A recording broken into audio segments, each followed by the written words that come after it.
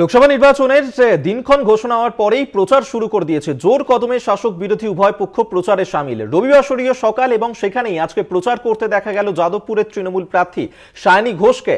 ভাঙড়ের নারায়ণপুর ও প্রাণগঞ্জে প্রচার করলেন সায়নী ঘোষ। কখনো কর্মী সভা করলেন, কখনো পথসভাতেও দেখা গেল সায়নীকে। এবং সায়নীর সঙ্গে সেখানে ছিলেন ক্যানিং পূর্বের বিধায়ক শওকত মোল্লা। সায়নী ঘোষ, যিনি এবারে তৃণমূলের প্রার্থী হয়ে দাঁড়িয়েছেন যাদবপুর লোকসভা কেন্দ্র থেকে, রবিবাসরীয় সকালবেলায় তাকেই দেখা গেল প্রচার সারতে। লোকসভা নির্বাচনের আগে এই মুহূর্তে জোর কদমে ময়দানে নেমে প্রচার সারছেন প্রার্থীরা। ভাঙড়ের নারায়ণপুর ও প্রাণগঞ্জে সেখানে প্রচার সায়নী ঘোষের।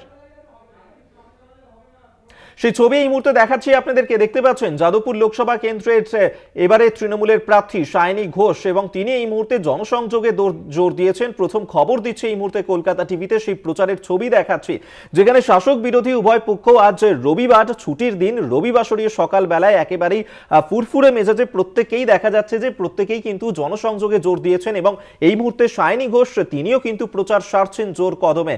মানুষজনের সঙ্গে তিনি দেখা করছেন, কথা বলছেন। লোকসভা নির্বাচনে তিনি প্রার্থী হয়েছেন তৃণমূলের হয়ে যাদবপুর লোকসভা কেন্দ্র থেকে। ভাঙড়ের নারায়ণপুর এবং প্রাণগঞ্জে আজ সেখানেই জনসংযোগ এবং প্রচার কর্মসূচি সারতে যান সায়নী ঘোষ। সেই ছবি এই মুহূর্তে দেখাচ্ছি আপনাদের।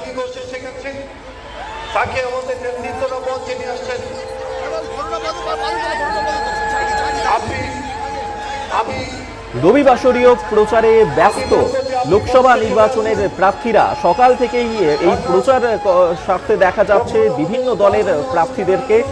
সায়নী ঘোষ, যিনি যাদবপুর লোকসভা কেন্দ্রে এবারে তৃণমূলের প্রার্থী হয়ে দাঁড়িয়েছেন, তিনি প্রচার সারছেন। এবং সায়নী ঘোষ, যিনি তারকা প্রার্থীও, তাকে সামনে পেয়ে বেজায় খুশি সেখানকার মানুষজনও। তার সঙ্গে ছবিও তুলতে চাইছেন তারা। এবং লোকসভা নির্বাচনের আগে সায়নী ঘোষ, তাকে প্রচার সারতে দেখা গেল।